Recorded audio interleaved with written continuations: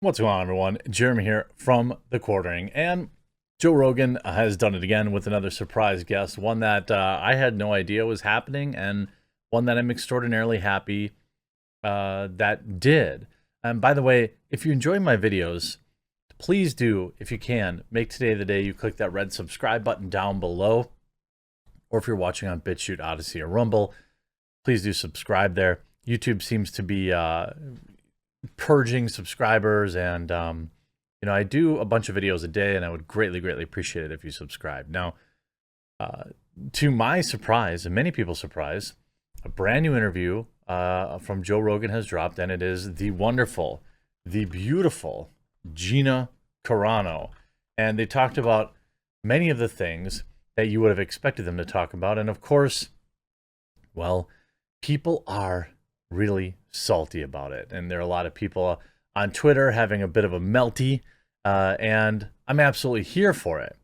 She also talked about some of the cancel culture things, as well as some nice clips about cancel culture, the Mandalorian, perhaps a return to the ring against Ronda Rousey, which would be really interesting. I'm going to get into all that after a super quick word from important channel sponsor, Meta PCs. Huge shout out to this video sponsor, Meta PCs. Look, you've been around, you know that I've been talking about Meta PCs for a very long time. In fact, it's the primary computer I use. But it's not just because they're a sponsor. It's for so many more reasons. They have fully customizable, configurable PCs and all the hardest to find parts in stock and ready to go. They also have ready to ship PCs ready for you today. Here's a couple reasons why I like Meta PCs. First and foremost, it's veteran ownership. Meta PCs is a veteran-owned business. One of Meta's owners has served both in Afghanistan and Iraq and received a Purple Heart for his service. Meta also employs military veterans in Meta's Operations Center and also provides systems to veterans going back to school to help them re-enter the workforce all across the United States. They offer financing. It has 100% US-based sales and support. And when you receive your PC, it's ready to go right out of the box. You don't have to get complicated and set things up. You just plug it all in and you're ready to rock. And on top of that, Meta PCs is offering you, my viewer, a huge discount when you use the link in the description or you use promo code TheQuartering. If you use my code at checkout, not only do you save money, but you support my content and a company that will not bow to cancel culture. So maybe you're not ready to pick up a new computer today, but when you are, remember to go to metapcs.com and use promo code TheQuartering to support me and to save money. And everybody wins. I want to share just a few of the clips. You can see this first clip has Carano explains a pushback she received after speaking up for constitutional rights against various lockdowns and mandates. And you can just show you a little bit of it. A version of you that's not real, and then they'll attack that version. And people love to do that. They love to take things out of context. And they love to pretend you're someone you're not. I have Patricia Arquette. You know who that is? Sure. She's coming at me on Twitter right now. She is? Yes. For what? The actress? Yes. Who I absolutely look up to. You know, she did a recent film, I think it was on Apple, called Severance, which is the microchip in the brain. Really be some sort of controversy. It's like right now standing up for our constitutional rights. I feel like that's a good time to stand. Yeah. And she got on there and said, she said, they wouldn't know about their constitutional rights or something if it slapped them or smacked them in the face. She's talking about lunatic Patricia Arquette, who doesn't like Gina Carano. They also talk about Twitter trolls and Twitter haters. I'll show you a brief clip of this too. That's the internet. Yeah, that's a lot. That's the entire Twitter. Yeah, yeah. That's a lot of it. It's super unhealthy for them too. They don't even realize it. They're spitting out all this like emotional poison. And they're doing it all day long. It's like that's not good. It's not good for you either. You can't feel good about yourself. You're just being mean to people all day. Yeah, but that says more about them than it does about you. Yeah. And Gina, I've talked to her directly, obviously, a couple of times, and she really does believe this. It's the vitriol and the hate and the intense anger that so many people seem to feel on Twitter. Things that they would never say to your face, of course. Yeah, it does. And, look, people talk like that all the time. The difference is it seems different when it's written down. Like if you just had people alone in a barbershop, they would just be talking shit and insulting people. Yes, which is great. But now it's written down. Yeah. That's the difference. Louis C.K. said that to me once. And when he said it, I was like, oh, I thought about it differently. He goes, it's just talk. Yeah. Like people always talk like that.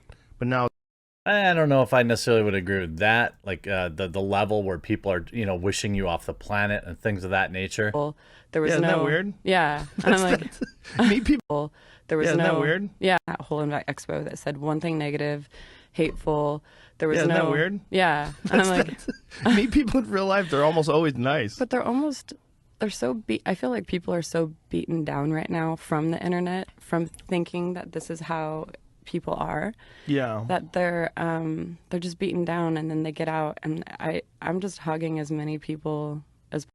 So she talks about, obviously, and this has been my experience too, and it's why I always, when I often mention to a lot of you all, it's like, get out there and talk to people. They'll save your opinion of humanity. People on Twitter are probably the most emotional and also the dumbest people you're ever going to run into. There are people that feed into that, profit from it, grow their brand on it, and that's cool. No disrespect. But also, like, the longer you stay in the muck and mire that is social media and the hate, if you probably, I don't know if you noticed or not, but I'm still active on Twitter, but I'm certainly using it less. And I see that definitely continuing to be a trend, using it less and less and less and less, because it's like I go on there and, I either confirm, certain biases, or I argue with people, or it's rare that I actually get educated on anything on Twitter. It's a valuable tool to see like what's important right now. But the fact of the matter is, like, what's important to Twitter is not important to regular everyday people. It's not the way it goes. And, like, you get people, oh, Gina Carano is the dumbest person ever talk on Joe Rogan. Who is the dumb person? Said by a guy who's, probably never done anything in their life. You see a lot of people, just getting mad. And this has only just begun. You're going to see how they talk about people, in real life. Gina also talks about quote unquote fat shaming in a way that will probably really offend people. Saying that, like, well, I mean, reminding people you love that they maybe need to slow down a little bit isn't a terrible thing. It isn't like the worst possible thing to ever happen on the planet. And you have, a lot of people who just are completely butthurt that, they didn't beat Gina, that they didn't ruin her life, because, look, she starred in her own feature film. Certainly, she's had other films too, with the lead role, but like, between her and Nick Cersei, and those are probably two co-leads, I would say, in the film. But like, she had obviously tons of dialogue. I thought the movie was very good. And she'll continue to have work doing that kind of stuff and doing, non-mainstream film, and she'll have more creative input and more creative control than she ever would have in Hollywood. And this isn't a slight. This is just the reality. Like, guys like Kirk Cameron and Kevin Sorbo are still making a ton of money. Now, I don't think that Gina necessarily wants to like brand herself as like a conservative actress or this type of thing, but like, there's a lot of funding around wholesome films, apolitical movies, things of that nature, that I would imagine these people have not blacklisted her. Certainly, she'll star in more films with the Daily Wire, I'm sure, depending on how this last one went. Possible. I'm shaking their hands. I wish I had more time than that for, those couple 3 minutes with. Now, the other thing I want to point out too is that when you look at, yes, okay, she says, talking about maybe the Ronda Rousey fight could still happen. I'd rather not. I don't want to see her get. I think she could handle herself. Obviously, she would probably be the first to tell you she's not in fighting shape.